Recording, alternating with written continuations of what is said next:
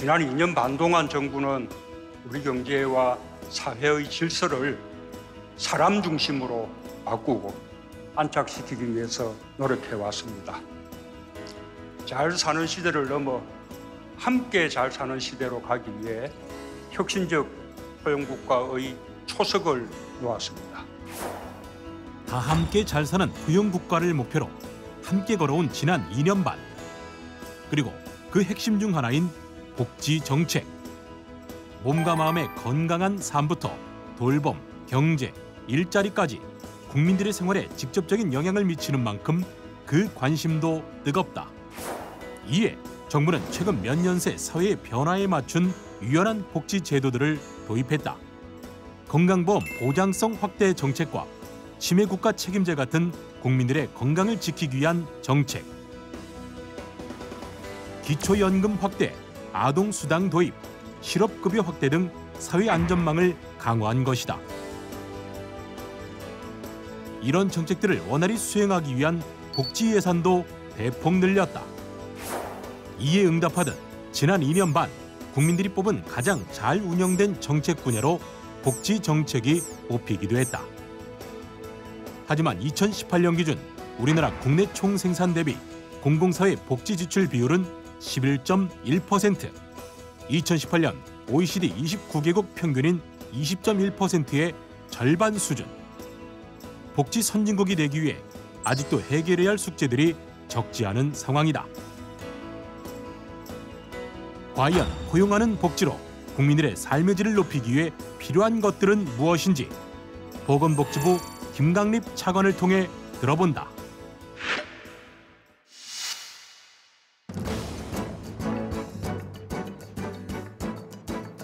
안녕하십니까. 최일구의 정말 진행을 맡은 최일구입니다. 지난해 정부는 다 함께 잘 사는 포용국가를 국정 비전으로 제시했습니다. 포용국가 실현에 있어서 가장 중요한 요소 중 하나가 바로 복지정책일 텐데요. 국민 행복지수가 높은 나라들을 살펴보면 대부분이 복지 시스템이 잘 갖춰진 나라들입니다. 국민 전체의 삶에 직접적 영향을 미치는 의료부터 해서 어려운 이들을 보살피는 사회 안전망 확충까지 정책에 대한 국민적 관심도 높아지고 있습니다. 오늘은 이를 꼼꼼히 살펴보는 시간을 마련했습니다. 보건복지부 김강립 차관 나오셨습니다. 안녕하세요. 네, 안녕하십니까. 반갑습니다. 예, 반갑습니다.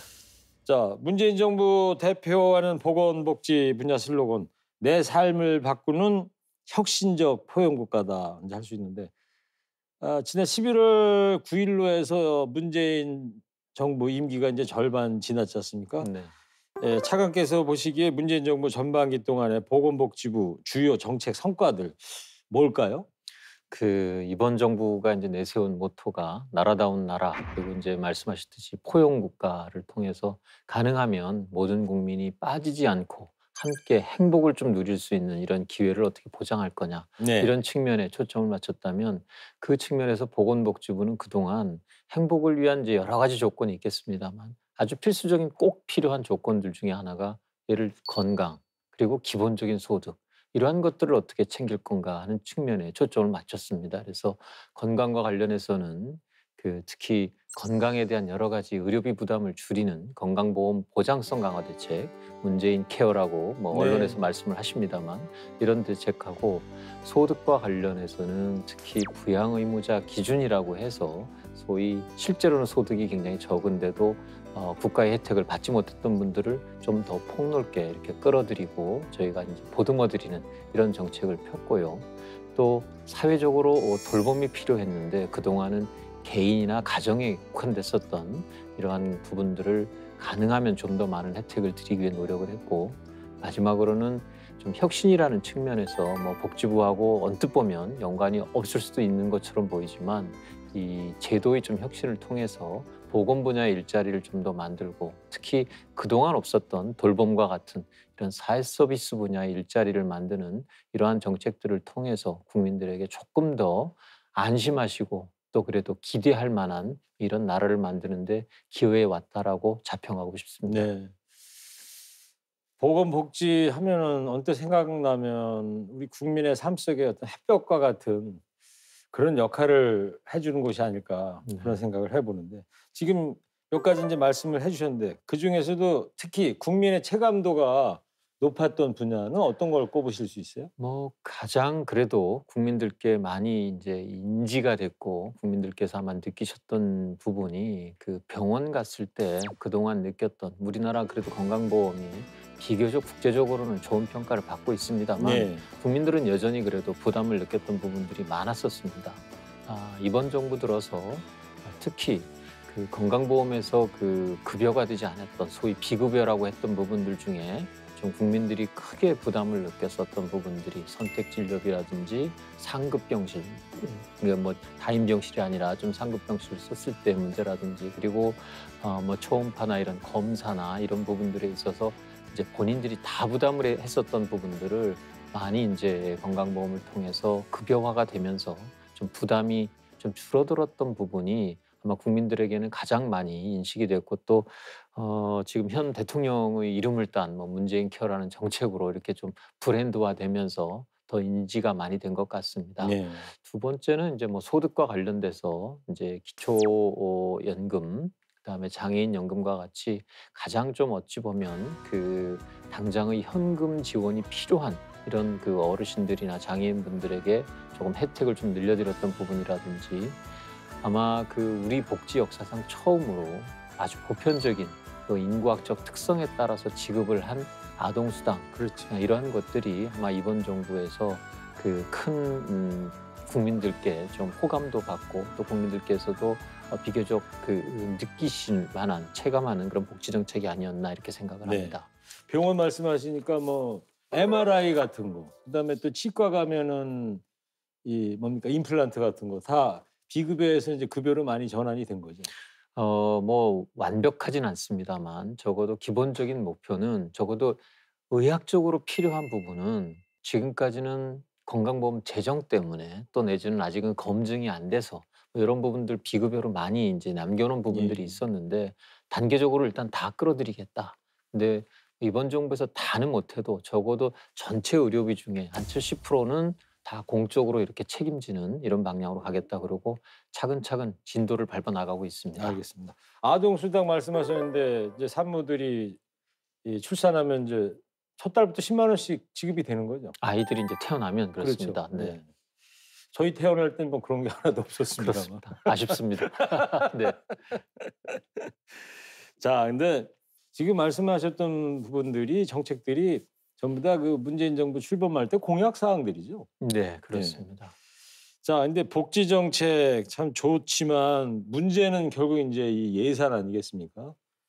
예, 내년 예산 규모가 어느 정도고요. 그다음에 어느 분야에 중점을 두고 편성을 하셨는지 궁금해요. 네, 내년도는 저희 보건복지부 예산이 물론 국회 심의가 아직 진행 중입니다만 82조 8천억을 저희가 편성을 했습니다. 네. 전체 500조 예산 중에 그럼 몇 퍼센트? 16.1%입니다. 예, 그 제가 그 보건복지부에 처음 들어왔을 때 한 4%가 안 되는 비중을 갖고 있었다면 상대적으로도 한 4배 이상 증가한 뭐 이런 내용인데 앞으로도 아마 복지에 대한 그 지출은 정부 지출은 늘을 수밖에 없을 거라고 생각을 합니다. 현재 저희가 지금 쓰고 있는 지출의 규모를 OECD 국가들하고 비교해 보면 아직은 우리가 상대적으로 보건복지 분야, 그러니까 이쪽 분야에 쓰고 있는 지출의 비중이 절반 정도 수준밖에는 안 됩니다. 아, 그 정도 낮아요? 아직은 그렇게? 우리가 그 OECD 국가에서 사회복지에 대한 지출 비중이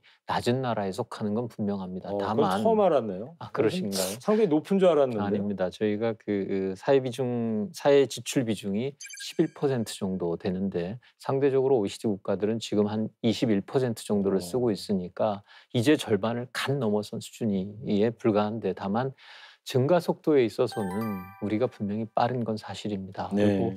우리가 뭐 인구의 증가라든지 그 여러 가지 앞으로 복지 지출이 늘 수밖에 없는 그런 부분을 갖고 있어서 저희로서도 그 정부 전체와 함께 이 살림을 보다 어떻게 좀 그 규모 있게 그리고 효율적으로 집행해 나갈 것인가 하는 고민도 아울러 하고 있다라는 말씀을 드립니다.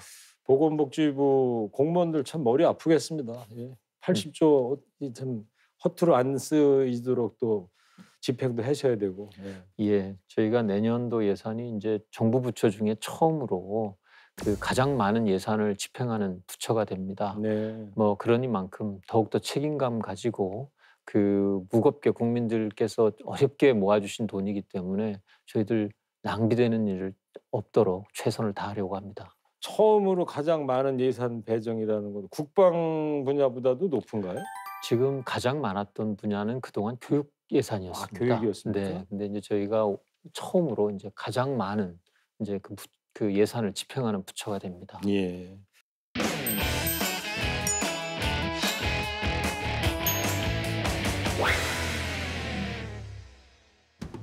가능하다면 국민들이 건강을 스스로 돌볼 수 있도록 자극을 드리고 필요한 정보를 주고 또 이용할 수 있는 제도적인 기반을 닦고 가습기 살균제와 같이 또 그리고 한동안 문제가 됐었던 생리대의 안전성 문제와 같이 우리 그 정부 내에서도 선제적으로 이런 것들을 잘 파악하고 필요하다면 서로 협업해서 대처해야 되는 능력을 키우는 게 매우 중요하다고 생각을 합니다.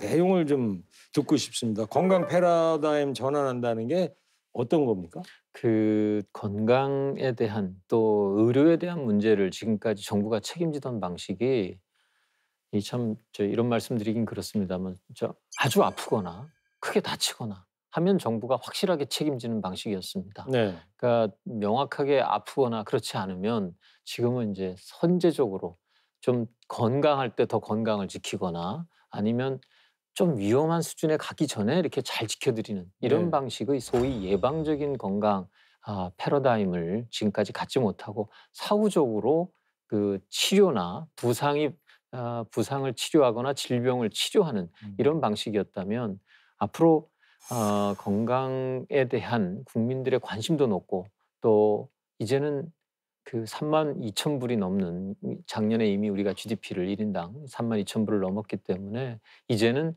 보다 이제 행복이라는 관점에서 정책이 집행돼야 된다라고 생각을 하는데 다치고 나서나 아프고 나서보다는 그 전에 더 건강하게 나를 돕는 그러한 정부가 필요하다라는 게 저희들의 판단입니다. 그래서 가능하다면 국민들이 건강을 스스로 돌볼 수 있도록 자극을 드리고 필요한 정보를 주고 또 이용할 수 있는 제도적인 기반을 닦고 하는 것이 필요하다는 게 저희들 생각이고 두 번째는 또 이게 이러한 그 건강한 그 사전 예방적인 이런 건강 관리라는 틀에서 보면 어느 한식에 집중하면 안 되고 태어나기 전부터 태어나서 그리고 어린이나 또 그리고 청소년, 청년기를 거쳐서 중년 이후가 될 때까지 생애 주기별로 그에 맞춘 건강 프로그램을 제공할 필요가 있다라고 생각을 합니다.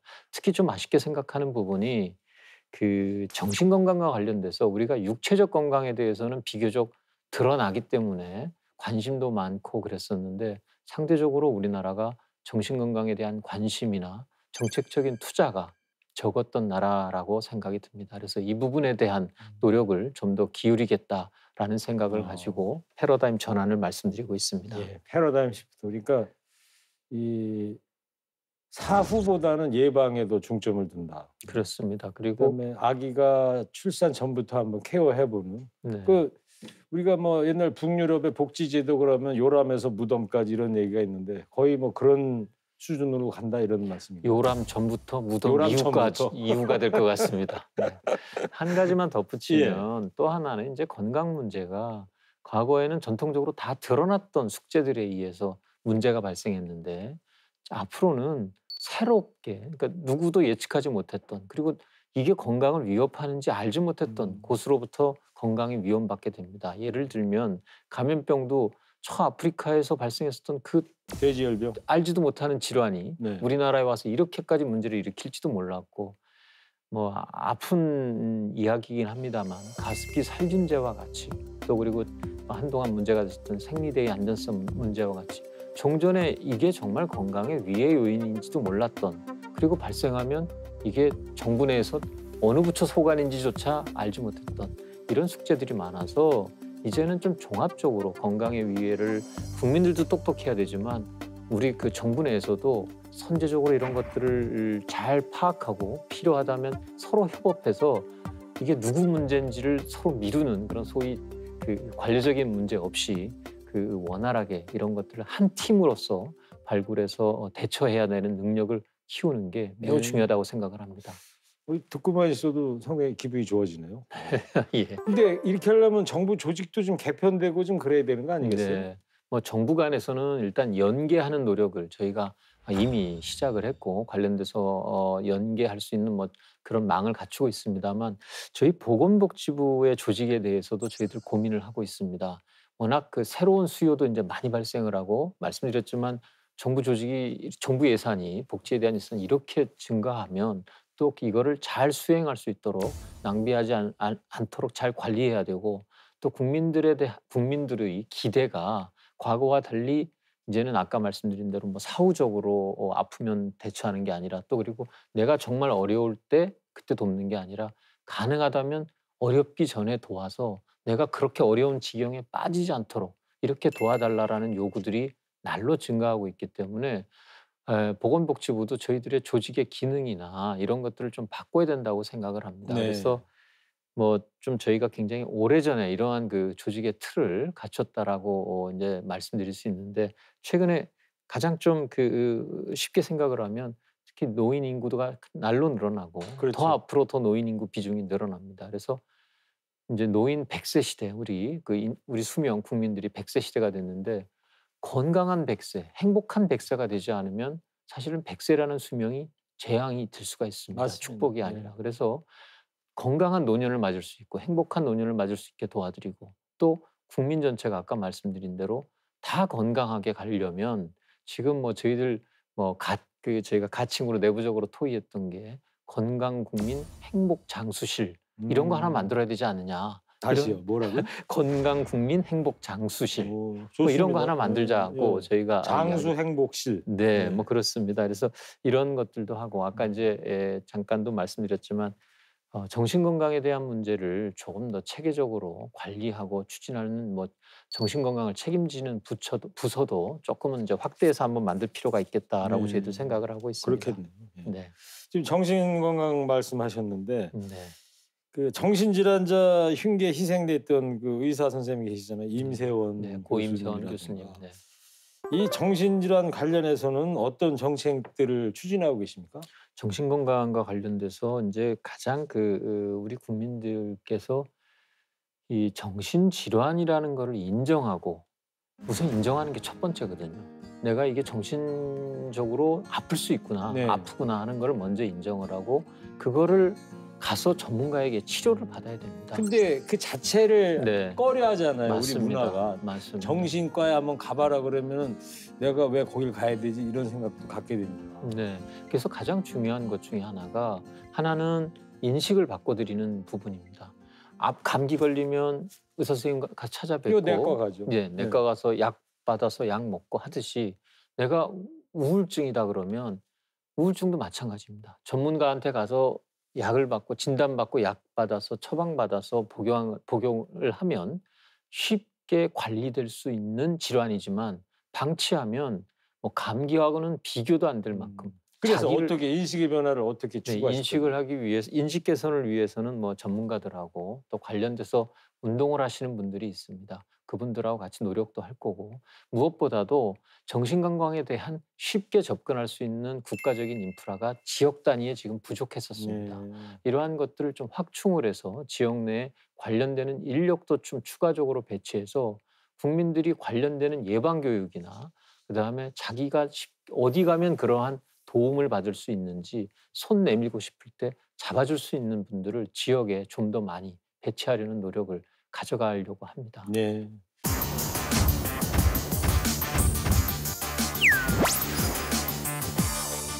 (2017년 8월부터) 추진 중인 건강보험 보장성 강화 정책. 2년 반의 시간을 국민들은 어떻게 평가하고 있을까? 대부분의 국민들은 건강보험 보장성 강화 정책에 대해 긍정적인 평가를 하고 있었다. 특히 MRI와 CT 초음파 검사의 건강보험 적용을 지난 2년간 추진된 보장성 강화 정책 중 가장 잘한 정책으로 꼽고 있었다. 선뜻 병원을 찾기 어려웠던 고가의 검사비에 대한 부담이 줄어든 것이다. 하지만 이렇게 늘어난 보장 때문에 재정 문제에 대한 우려의 목소리도 적지 않은 상황이다. 특히 보험료 부담에 있어 부정적인 의견이 적지 않다. 건강보험 보장성 확대에는 찬성하지만 추가로 건강보험료를 부담하는 것에는 반대한다는 것. 건강보험 재정 문제 해결을 위한 방안 역시 대부분 부정수급 관리 강화와 안정적인 재정 운영 등을 꼽았으며 보험료 인상에 대한 응답은 2.8%에 그쳤다. 건강보험 보장성 강화 정책, 국민들의 건강과 재정 건전성이라는 두 마리 토끼를 모두 잡기 위한 방안은 무엇일까? 문재인 정부가 추진한 대표적 정책 중 하나가 이제 건강보험 보장성 강화. 뭐 아까도 말씀해 주셨습니다만 문재인 케어 아닙니까? 네. 지난 2년 반 동안 어떤 성과가 있었는지 한번 들어볼까요? 아까 그 문재인 케어가 구성되는 게 크게 이제 두 가지 요소입니다. 하나는 그동안 이제 급여가 안 됐던 그 건강보험에서 커버해주지 못했던 부분을 이제 급여로 이제 해서 그 부담을 덜어드렸던 측면이 하나 있고, 두 번째는 과도한 본인이 내야 되는 부담. 그러니까 예를 들면 병원 진료 명세서 보시면 급여는 이렇고 비급여는 이렇고, 그래서 그리고 이제 본인 부담은 어떻습니다 하는 게 나오지 않습니까? 네. 근데 이 본인 부담이 자기 소득에 비해서 너무 많은 부분은 일정 수준까지만, 그러니까 연소득에 자기가 가처분 소득이라고 하는데 그 소득이 한 10%를 넘어가면 그 부분은 그 가치 부담을 하는. 그래서 본인 부담은 의료비로로 본인 부담은 전체 소득의 한 10%까지만 하자. 나머지는 사회적으로 가치 분담을 한다. 그게 이제 건강보험에서 이 두 가지 요소를 통해서 사실은 의료비를 좀 경감해 드리고 있습니다. 예. 그래서 이게 금액으로 보니까 한 3,600만 명에 대해서 저희가 한 2조 2천억 원 정도의 그 경감 혜택이 있던 거로 나타나는데요. 이 두 가지 부분에서 이렇게 좀 합치면 2조 2천억의 혜택이 있는 것으로 나타났습니다. 네. 자, 그렇다면 앞으로 건강보험 보장성 강화 관련해 가지고 국민들이 어떤 혜택을 더 받을 수 있을까요? 뭐 지금까지 이제 뭐 아까 말씀드렸던 선택 진료비를 없애고 또 2인실부터 5인실까지는 이제 건강보험에서 그 병실도 다 커버를 해드리고, 또 뇌 MRI라든지 이제 간 초음파 같은 것들 이런 검사에 고가 검사를 급여하는 혜택은 있었습니다. 좀 지금 이제 저희가 그 계획은 22년까지 쭉 다 발표를 해드린 바가 있는데, 특히 이제 내년에는 이제 그 여성 질환과 관련된 자궁이나 난소에 대한 그 초음파 진단, 그다음에 특히 이제 척추 MRI를 건강보험에 이제 급여하는 이러한 내년에요? 정책들이, 예, 이러한 정책들이 이제 내년에 시행이 됩니다. 아, 내년부터 척추 MRI 네, 건강보험으로 가능하다. 예, 그렇습니다. 반가운 소식입니다. 이제 네, 그 뭐 저희가 물론 척추 질환이 굉장히 많습니다. 아, 우리 많죠. 국민들이 네. 많으시다 보니까 이에 대한 수요도 많아서 사실은 적절한 좀 관리 방안도 같이 고민은 하고 있습니다. 네. 왜냐하면 자칫 또 급여화가 되면 낭비의 소지가 발생할 수 있어서 그런 관리의 문제와 함께 고민을 하고 있고요. 예. 그 결국은 이제 재정에 관한 그렇죠. 문제가 그 국민들께서도 혜택은 늘 반가워하십니다. 근데 이게 그 앞으로도 계속 받을 수 있는 거냐라는 질문을 저도 많이 받고 있는데, 지속 가능한 것이냐. 그렇습니다. 네. 그래서 뭐 기왕 말씀하셨으니까 네. 과연 지속 가능한 것인지. 그다음에 또 이 재정 건전성은 어떻게 유지가 될 것인지, 그런 방안은 어떤 게 있으세요? 이 계획을 처음 발표할 때부터 저희가 이제 재정 계획을 같이 발표를 했습니다. 네. 아무래도 뭐 돈이 그 어디서 그냥 나오는 건 그러니까 아니기 때문에 어마어마한 돈이 투자되는 거 아닙니까? 그렇습니다. 그래서 그 저희가 그 발표했던 거는 일단 목표를 정했습니다. 그 적어도 앞으로 어느 정도의 소위 이제 건강보험이 지불을 하기, 그러니까 이제 병원에 치료를 받고 나면 그 돈을 대신 지불해 드리는 게 있지 않습니까? 네. 그 지불 준비금을 어느 정도 가지고 있는 게 적정할 것이냐. 그러니까 저희는 한 달 반 정도의 진료비에 해당되는 부분은 적립하고 있어야 되겠다. 그게 이제 적어도 10조 원 이상은 저희가 적립하겠다라는 목표를 정했습니다. 예. 왜냐하면 한 달 반이라는 돈이 뭐 그런 일이 없어야 되겠습니다만 감염병이 갑자기 좀 돌 수도 있고, 그런 경우는 아무래도 진료비가 갑자기 늘어나기 때문에 적어도 한 달 반 정도는 저희가 그래도 이제 비축해 놓고 있어야 유사시에 이렇게 대비할 수 있는 이런 네. 상황인데, 그 금액이 10조 원이라고 하는데 지금 그 건강보험에서 약 한 20조 원 가까이의 적립금이 있는 상태였고, 그래서 그 적립금의 일부 한 절반 가까이는 그 저희가 좀 사용을 하겠다라는 게 있었고, 두 번째는 그 보험료도 그 지금 우리가 상대적으로 보면 외국에 비해서 그 건강보험 보장성이라고 하는 것도 보장률도 다소 낮았지만 사실은 보험료 부담도 굉장히 낮았었습니다. 아, 그래요? 그렇습니다. 왜냐하면 보험료가 적정하게 또 유지되지 않으면 사실 그 혜택을 그렇게 높게 정부의 지출만으로 늘리는 것은 한계가 있습니다. 그래서 네. 보험료도 저희가 지난 한 10년간 한 평균 3.2% 정도 인상이 됐는데 그 범위 내에서는 인상을 계속 할 수밖에 없다라는 점을 처음부터 말씀을 드렸습니다. 그리고 일부는 정부도 이제 이 재원을 같이 분담을 하고 있는데 뭐 법에 의해서 20%까지는 전체 지출 규모의 약 한 20%까지는 부담할 수 있었는데 그동안 사실은 조금 그 금액 워낙 이 재정이 빨리 늘었기 때문에 금액은 저희가 계속 늘렸지만 비율은 그렇게 맞추지를 못했었습니다.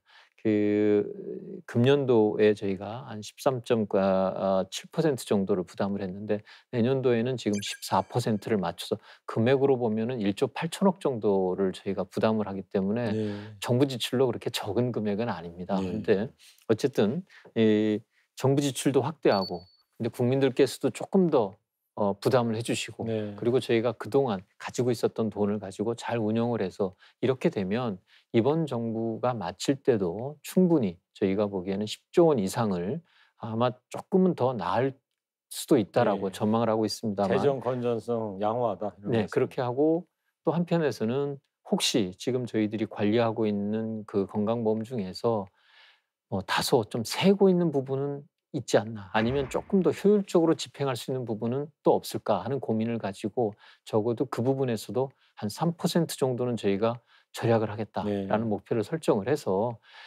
저희 생각에는 재정은 지금 현재 당초 저희가 계획했던 범위 내에서 안정적으로 운영되고 있다라고 말씀드리고 네. 싶습니다. 그 하나의 예를 들자면 척추 MRI 내년부터 이제 건보 적용을 받는다 이거요. 네, 대신 3.2% 인상은 해야 된다. 그렇습니다. 그건 어쩔 수 없는 것이다. 그렇습니다.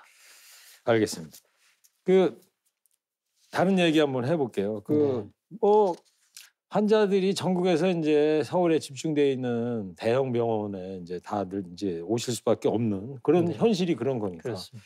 이 지역 의료 강화 대책 직접 발표하셨는데요. 네. 좀만 더 자세히 좀 설명 좀 부탁드릴게요. 네, 그 이번 정부에서 이제 그 건강보험 보장성 강화라는 게 이제 건강보험을 좀 더 믿고 안심할 수 있는 제도로 키우자 하는 것도 이제 하나의 중요한 정책 목표라면 또 하나의 굉장히 중요한 정책 목표는 그 지역 의료를 활성화하는 겁니다.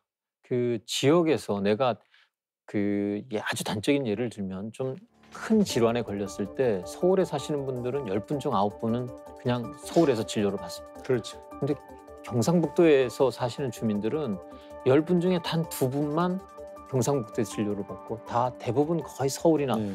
이쪽으로 올라와서 진료를 받는데 KTX도 잘 뚫려 있으니까요. 뭐 KTX가 일조했었다라는 말은 네. 있습니다. 근데 어찌되었건 이렇게 오게 되면 진료비도 더 들고 그리고 또 하나는 누군가 본인이나 가족의 교통비나 또 와서 뭐 머물면 숙박비도 더 들고 또 일도 못 하게 되고 뭐 이런 여러 가지 사회적인 비용이나 가정적인 비용이 같이 발생을 하는 문제가 발생을 해서 저희들이 이번에 고민했던 거는 그 건강보험은 국민 누구나 다 똑같이 내거든요. 똑같은 그 규칙에 의해서. 네. 그런데 왜 내가 사는 동네에는 내가 안심할 수 있는 병원이 없냐라는 불만이나 이 어려움을 해소해 드려야 진정한 보장성 강화에 우리가 도달할 수 있겠다라는 생각을 했습니다. 그래서 네. 이 문제를 해결하기 위해서 우선 첫 번째로는 지역에 좀 믿고 안심할 수 있을 만한 병원들을 좀 더 키워야 되겠다. 대학병원들도 물론 뭐 그래야 되겠지만 이제 한 300병상 내외의 그 병원들이 특히 이런 병원들이 담당하는 역할 중에 하나가 뇌혈관 질환이나 심혈관 질환처럼 시간을 긴박하게 다투는 질환에 있어서는 서울까지 가면은 해결이 안 됩니다. 그렇죠. 골든타임 그렇습니다. 이 내가 살던 동네에서 이용을 하니까 적어도 보건복지부가 같이 전문가분들 뭐 이런 분들하고 같이 의견을 모아서 어떤 기준을 충족하면 이거는 우리 국민들께 그 지역 주민들께 이 병원은 안심하고 이용하셔도 됩니다라는 거를 좀 한번 만들어드리고 혹시 다소 부족한 부분이 있으면 정책적으로 좀 지원할 수 있는 부분은 저희가 지원을 해서 각 지역에서 믿고 이용할 수 있는 의료기관들, 병원들을 확충해 나가겠다라는 계획을 일단 한 축으로 말씀드렸고 두 번째는 지금 각 지역 내에 이제 뭐 큰 대학병원도 있고 종합병원도 있고 또 더 작은 병원이나 의원도 있는데 이 지역 내에서 각자 어찌 보면 독자적으로 열심히 하고 계세요. 근데 그러다 보면 사실은 불필요한 경쟁이나 자원의 낭비도 일어나기 때문에 예. 그러면서 정작 중요한 건 그 동네에서 꼭 필요한 필수 의료라고 하는 응급실이라든지 중환자실이라든지 심혈관, 내혈관 이런 부분에 대한 그 진료는 사실은 또 손 놓고 있는 경우가 있습니다. 왜냐하면 수익을 아무래도 염두에 두고 그 병원 경영을 할 수밖에 없는 상황이기 그렇죠. 때문에 그래서 이번에 또 하나의 그 핵심적인 사안은 그 지역에서 공공적인 역할을 담당하는 하나의 병원을 지정을 해서 이 병원이 그 지역에 있는 의료기관들을 조율을 하고 뭐 가능하다면 협력적 관계를 어떻게 구축하게 할 건지 이러한 것들을 하는 예산을 좀 갖추겠다는 네. 거고요. 그다음 세 번째는 그 필수 공공의료와 관련돼서 지역에 현저하게 자원이 부족하거나 아예 병원이 없거나 하면 그 부분은 공공의료를 통해서 저희가 병원을 짓거나 뭐 아니면 필요한 그러한 그 장비의 지원이나 인건비의 지원을 통해서 그 정상적으로 작동돼서 안심할 수 있도록 그렇게 지역 주민들이 안심하고 의료를 이용할 수 있도록 하겠다 네. 하는 것이 이번 대책의 골자였습니다. 알겠습니다. 그러니까 어떤 경우에는 아예 의료기관이 없는 지역에는 그런 권역에는 병원을 신축을 하는 예, 신설하는 지방의료원을 아예 짓든지 새로 만드는. 네, 그렇습니다. 사실 그래요. 지방에 내려가면 가장 어르신들이 불안해하는 것이 웬만한 의료기관이 없다라는 거. 내 이러다가 쓰러지면 어떡하지? 그랬을 때 또 자식들은 다 서울에 와 있고 그러니까 알겠습니다. 국민 체감도가 높은 정책 중에 이제 치매 국가 책임제 어떤 사례들이 있었습니까? 치매 국가 책임제를 통해서 가족의 삶에 어떤 변화들이 있었는지 좀 소개를 좀 해주시면. 네, 그 가장 대표적인 게 이제 치매 안심센터라 그래서 전국에 지금 이제 256개소에 이제 주로 보건소하고 연계가 돼 있습니다만 치매 안심센터라는 게 동네에 이제 다 들어가게 됩니다. 예. 그래서 이제 그 이미 뭐 다 가동은 되어 있고 아주 일부는 아직은 이제 그 우선 좀 개소라고 해서 하지만 연말까지는 정상적으로 256개소가 이제 다 돌아가거든요. 근데 여기서의 특징은 쉽게 가서 사실 제일 불안한 게 내가 치매인지 아닌지를 잘 모르시기도 하고 예. 뭐 또 가끔 깜빡깜빡 하시는 증상이 나타나시면 아 이거 내가 정말 전조 증상 아닌가 이렇게 좀 염려들을 하시는데 건망증인지 치매인지 잘 네, 모르잖아요. 네 처음에는. 맞습니다. 그래서 그분들이 좀 쉽게 와서 치매에 대한 좀 검사를 해볼 수도 있고 또 상담도 해볼 수 있고 하는 거를 동네에 다 배치를 해놨기 때문에 이제는 좀 쉽게 그리고 편하게 가서 접근을 하고 또 그리고 문의도 하고 할 수 있는 것들을 갖춰놨습니다. 그러다 보니까 초기에 아무래도 발견을 하면 진행 속도를 늦추거나 하는 것들이 훨씬 효과적으로 나타납니다. 그래서 조기 발견 소위 그리고 예방 사업 이런 것들을 할 수 있는 인프라를 전국적으로 갖추니까 이제 종전에 막연하게 불안해하셨던 분들이 와서 검사도 해봐서 오히려 안심하기도 하고 또 일찍 발견하셔서 이제 예방 활동이나 이런 좀 그 속도를 늦추는 이러한 것들도 할 수 있는 게 좀 그 나타났고요. 두 번째는 또 그 저희가 이제 치매 환자 야간 돌봄 기관이라는 게 있습니다. 네. 그러니까 주간에도 돌봐드리는 경우도 있지만 이 야간에도 돌봐드리는 기능이 있는데 사실 아까 제가 그 돌봄이 온전히 이제 그 가족들의 책임으로 돌아간다는 말씀을 드렸는데 이러다 보니까 사실은 그 특히 그 가족들이 휴식이 필요한 경우가 있습니다. 1년 내내 이분을 돌봐야 드려야 그렇죠. 되기 때문에 어디 휴가도 못 가고 몇 년 동안 그러는데 이런 그 저희가 이제 단기 보호 시설을 이렇게 운영을 하니까 여기에 그 잠시 뭐 한 며칠이라도 거기서 안심하고 맡아주시니까 본인들이 좀 휴식을 취하고 다시 또 돌아와서 더 잘 그 어르신들을 돌볼 수 있는 뭐 이런 그 형태도 있었고요. 네. 뭐 그 저희가 또 지역 사회에서 이제 그 치매 노인 공공 후견 제도라는 거를 도입을 했습니다. 왜냐하면 이분들이 그 아무래도 인지 능력 자체가 좀 떨어지시다 보니까 그 뭐 밤에 혼자서 또 이 홈쇼핑 보시면서 거의 그 절제 안 되는 상태로 계속 주문을 하시는 네. 이런 문제가 발생을 해서 그 재정적으로 굉장히 문제가 되기도 하는데 이런 분들을 공공 후견인을 통해서 지정을 해줘서 법적으로 이러한 문제들을 사전에 좀 통제하고 네. 관리할 수 있는 이런 그 장치들도 도입을 했습니다. 네.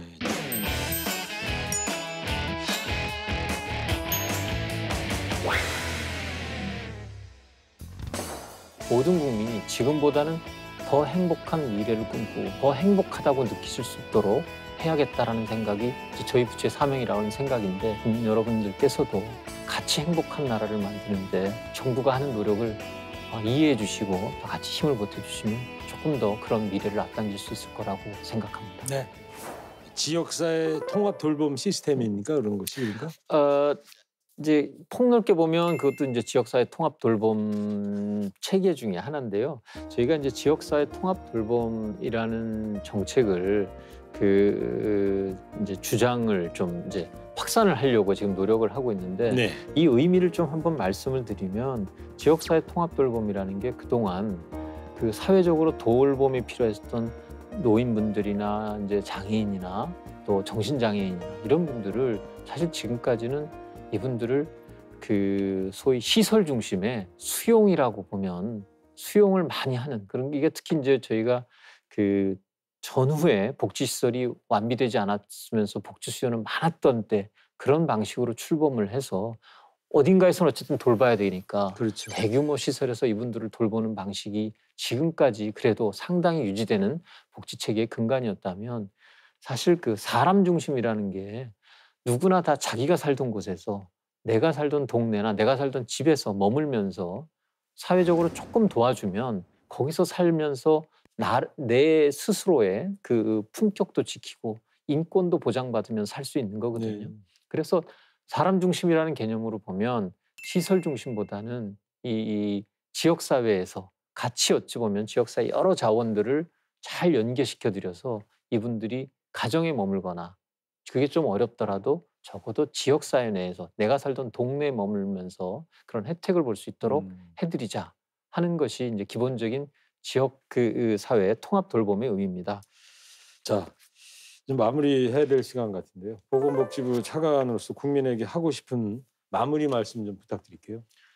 네, 저는 뭐 보건복지부가 그 해야 되는 역할이 이 정부에서 해야 되는 역할이 보다 행복하게 국민들을 사실 수 있도록 도와드리는 부처라고 생각을 합니다. 뭐 국민 행복이 목표가 되는 부처이기 때문에 가장 기본적으로는 적어도 행복에서 불행의 나락으로 떨어질 수밖에 없는 그런 국민들을 잘 떠받쳐드리고, 또 가능하다면 모든 국민이 지금보다는 더 행복한 미래를 꿈꾸고 또 더 행복하다고 느끼실 수 있도록 해야겠다라는 생각이 이제 저희 부처의 사명이라는 생각인데, 이를 위해서는 아까 말씀드린 건강에 관한 문제, 그리고 소득에 관한 문제, 그다음에 돌봄에 관한 문제, 그리고 가능하다면 더 많은 복지를 통한 그 일자리 창출이나 또 그리고 혁신을 통해서 이제 복지에 대한 투자가 워낙 많아졌기 때문에 이를 통해서 국가 경제에도 도움이 되는 이런 선순환 구조를 만들어내는 것, 이런 것들을 해야 되는 게 저희들 책무라고 생각을 하고, 네. 다만 이 노력이 보건복지부 노력만으로도 그리고 정부의 노력만으로도 어려운 부분들이 너무 많습니다. 국민 여러분들께서도 같이 행복한 나라를 만드는데 정부가 하는 노력을 이해해 주시고 또 같이 힘을 보태주시면 조금 더 그런 미래를 앞당길 수 있을 거라고 생각합니다. 네, 알겠습니다. 지금까지 김강립 보건복지부 차관과 이야기 나눠봤습니다. 오늘 나와주셔서 감사합니다. 네, 감사합니다. 네, 전 세계적인 양극화가 우리 사회에도 심각한 문제가 되고 있는 시기입니다. 때문에 촘촘하게 잘 갖춰진 복지체계는 국민 삶의 질을 높이는 중요한 요소가 되고 있죠. 함께 잘 사는 혁신적 포용국가. 양극화와 저출산 고령화가 심각해지는 지금 이 시기에 무엇보다 필요한 비전일 텐데요. 이를 실현하기 위한 다양한 정책이 꼼꼼하게 추진되기를 기대해 보겠습니다. 저는 다음 시간에 다시 찾아뵙겠습니다. 시청해 주셔서 감사합니다.